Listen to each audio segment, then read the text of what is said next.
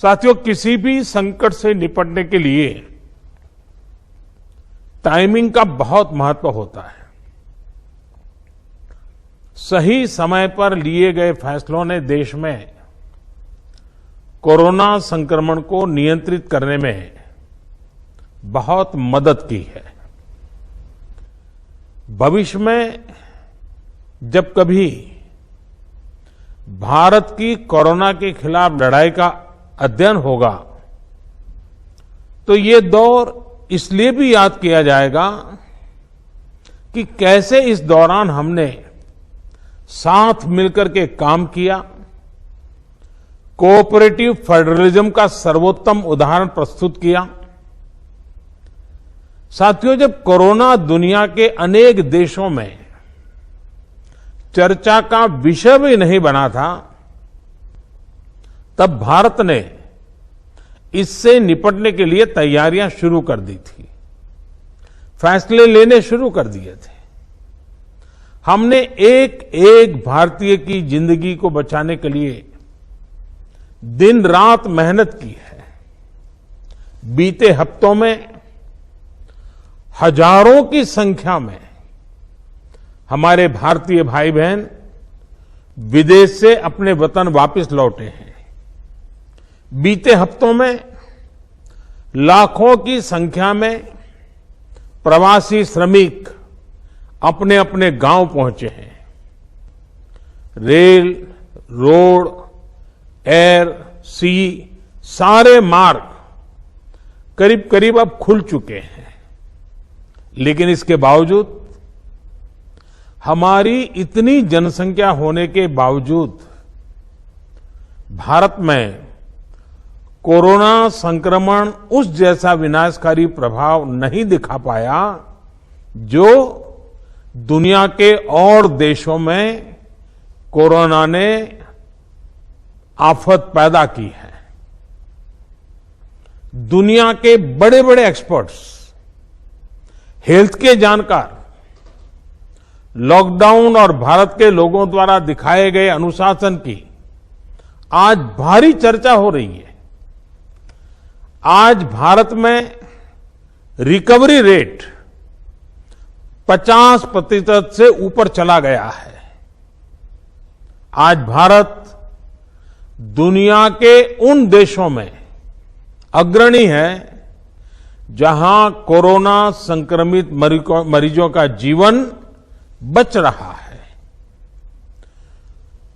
Corona से किसी की भी मृत्यु दुखद है।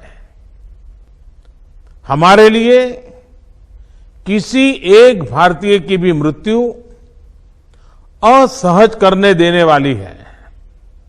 लेकिन ये भी सच है कि आज भारत दुनिया के उन देशों में है जहां कोरोना की वजह से सबसे कम मृत्यु हो रही है। अब अनेक राज्यों के अनुभव आज आत्मविश्वास जगाते हैं कि भारत कोरोना के इस संकट में अपने नुकसान को सीमित करते हुए आगे बढ़ सकता है, अपनी अर्थव्यवस्था को तेजी से संभाल सकता है। साथियों, बीते 2 हफ्ते के अनलॉक 1 ने हमें एक बड़ा सबक ये भी दिया है कि अगर हम नियमों का पालन करते रहें, सारे दिशा निर्देशों को मानते रहे, तो कोरोना संकट से भारत को कम से कम नुकसान होगा। इसलिए मास्क या फेस कवर, उस पर बहुत ज्यादा जोर देना अनिवार्य है, आवश्यक है। बिना मास्क या फेस कवर के घर से बाहर निकलने की अभी कल्पना करना भी सही नहीं है। ये जितना खुद उस व्यक्ति के लिए खतरनाक है, उतना ही उसके आसपास के लोगों के लिए भी। इसलिए 2 गज की दूरी का हमारा मंत्र हो, दिन में कई बार 20-20 सेकंड के लिए साबुन से हाथ धोने की बात हो, सैनिटाइजर का इस्तेमाल हो, ये सभी बहुत गंभीरता से किए जाने चाहिए। खुद की सुरक्षा के लिए, परिवार की सुरक्षा के लिए, विशेषकर घर के बच्चों और बुजुर्गों की सुरक्षा के लिए ये बहुत जरूरी है। अब तक लगभग सारे ऑफिसेस खुल चुके हैं। प्राइवेट सेक्टर में भी लोग ऑफिस जाने लगे हैं। बाजारों में, सड़कों पर भीड़ बढ़ने लगी है। तो ये सारे उपाय ही कोरोना को तेजी से फैलने से रोकने में मददगार होंगे। थोड़ी सी भी लापरवाही, थोड़ी सी भी ढिलाई, अनुशासन में कमी कोरोना के खिलाफ हम सभी की लड़ाई को कमजोर करेगा। और इतने दिनों की जो तपस्या है उस पर पानी फिर जाएगा। हमें इस बात का हमेशा ध्यान रखना है कि हम कोरोना को जितना रोक पाएंगे, उसका बढ़ना जितना रोक पाएंगे, उतना ही हमारी अर्थव्यवस्था खुलेगी, हमारे दफ्तर खुलेंगे, मार्केट खुलेंगे, ट्रांसपोर्ट के साधन खुलेंगे और उतने ही रोजगार के नए अवसर भी बनेंगे। साथियों, आने वाले दिनों में अलग अलग राज्यों में इकोनॉमिक एक्टिविटी का जिस तरह विस्तार होगा, उससे मिले अनुभव दूसरे राज्यों को भी बहुत लाभ पहुंचाएंगे। बीते कुछ हफ्तों के प्रयासों से हमारी अर्थव्यवस्था में ग्रीन शूट्स दिखने लगे हैं। पावर कंजम्पशन जो पहले घटता जा रहा था, वो अब बढ़ना शुरू हुआ है। इस साल मई में फर्टिलाइजर की सेल बीते साल मई की अपेक्षा 2 गुनी हुई है। इस बार खरीफ की बुआई बीते साल की अपेक्षा करीब 12-13% ज्यादा हुई है। 2 व्हीलर्स का प्रोडक्शन लॉकडाउन से पहले के स्तर का करीब करीब 70% तक पहुंच चुका है। रिटेल में डिजिटल पेमेंट भी लॉकडाउन से पहले की स्थिति में पहुंच चुका है।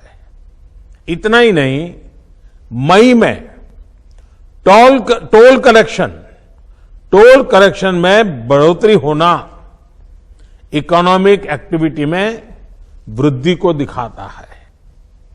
लगातार 3 महीने तक एक्सपोर्ट में कमी के बाद जून में एक्सपोर्ट फिर से बाउंस बैक करके पिछले साल के प्री कोविड पीरियड में पहुंच गया है। ये तमाम संकेत है जो हमें प्रोत्साहित कर रहे हैं, आगे बढ़ने के लिए प्रेरित कर रहे हैं। साथियों, आप में से अधिकतर राज्यों में एग्रीकल्चर, हॉर्टिकल्चर, फिशरीज और एमएसएमईज का हिस्सा बहुत बड़ा है। आत्मनिर्भर भारत अभियान के तहत बीते कुछ दिनों से इन तमाम सेक्टर्स के लिए अनेक प्रावधान किए गए हैं। एमएसएमईज को सपोर्ट करने के लिए अनेक फैसले हाल में लिए गए हैं। समयबद्ध तरीके से एमएसएमईज को बैंक से क्रेडिट दिलाने का प्रयास हो रहा है। 100 करोड़ रुपए तक के टर्नओवर वाले उद्योगों को 20% अतिरिक्त क्रेडिट के ऑटोमेटिक इंक्रीज का लाभ दिया गया है। अगर हम बैंकर्स कमिटीज के माध्यम से ये सुनिश्चित करेंगे कि उद्योगों को तेजी से क्रेडिट मिले तो वो जल्द से जल्द काम शुरू कर पाएंगे, लोगों को रोजगार दे पाएंगे। साथियों, हमारे यहां जो स्मॉलर फैक्ट्रीज हैं, उन्हें गाइडेंस की, हैंड होल्डिंग की बड़ी जरूरत है। मुझे पता है आपके नेतृत्व में इस दिशा में काफी काम हो रहा है। ट्रेड और इंडस्ट्री अपनी पुरानी रफ्तार पकड़ सकें, इसके लिए वैल्यू चेन्स पर भी हमें मिलकर काम करना होगा। राज्यों में जहां कहीं भी स्पेसिफिक इकोनॉमिक एक्टिविटी पॉइंट्स हैं, वहां 24 घंटे काम हो, सामानों की लोडिंग अनलोडिंग तेजी से हो, एक शहर से दूसरे शहर तक सामान जाने में स्थानीय स्तर पर किसी तरह की दिक्कत ना हो, तो इकोनॉमिक एक्टिविटी और तेजी से बढ़ेगी। साथियों, किसान के उत्पाद की मार्केटिंग के क्षेत्र में हाल में जो रिफॉर्म्स किए गए हैं, उससे भी किसानों को बहुत लाभ होगा। इससे किसानों को अपनी उपज बेचने के लिए नए विकल्प उपलब्ध होंगे, उनकी आय बढ़ेगी और खराब मौसम के कारण, स्टोरेज के अभाव के कारण उनको जो नुकसान होता था, उसे भी हम कम कर पाएंगे। जब किसान की आय बढ़ेगी तो निश्चित रूप से डिमांड भी बढ़ेगी और राज्य की अर्थव्यवस्था की गति भी बढ़ेगी। विशेष तौर पर नॉर्थ ईस्ट और हमारे आदिवासी इलाकों में फार्मिंग और हॉर्टिकल्चर, इसके लिए अनेक अवसर बनने वाले हैं। ऑर्गेनिक प्रोडक्ट्स हो, बांबू प्रोडक्ट्स हो, दूसरे ट्राइबल प्रोडक्ट्स हो, उनके लिए नए मार्केट का द्वार खुलने वाला है। लोकल प्रोडक्ट के लिए जिस क्लस्टर बेस्ड रणनीति की घोषणा की गई है, उसका भी लाभ हर राज्य को होगा। इसके लिए जरूरी है कि हम हर ब्लॉक, हर जिले में ऐसे प्रोडक्ट्स की पहचान करें जिनकी प्रोसेसिंग या मार्केटिंग करके एक बेहतर प्रोडक्ट हम देश और दुनिया के बाजार में उतार सकते हैं।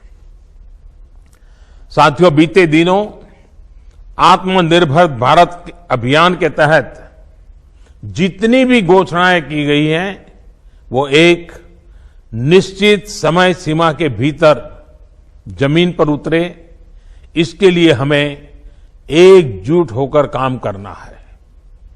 इस पृष्ठभूमि में कोरोना से लड़ाई और इकोनॉमिक एक्टिविटी से जुड़े आपके जो सुझाव हैं, जो तैयारियां हैं, वो जानने के लिए मैं बहुत उत्सुक हूं और मुझे पक्का विश्वास है कि अनुभव के आधार पर आपकी जो बातें आएगी, वो आने वाले रणनीति बनाने में बहुत काम आएगी।